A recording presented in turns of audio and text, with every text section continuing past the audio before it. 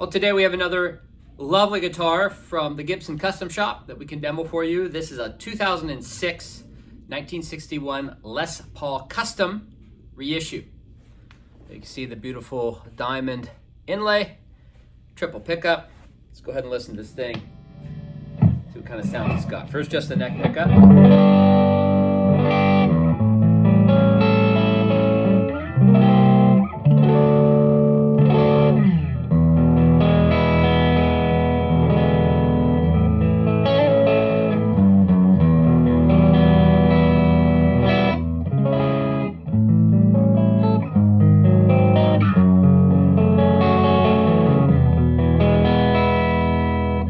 Now to the bridge.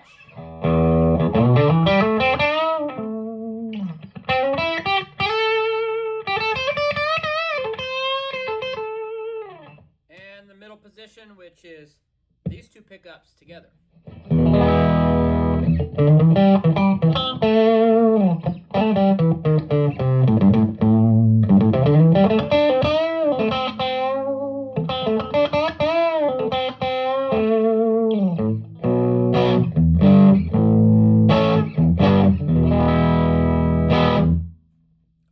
That's a little quick taste. We'll go ahead and crank it up in a minute.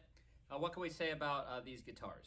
Well, obviously it's called a Les Paul, but it looks like an SG.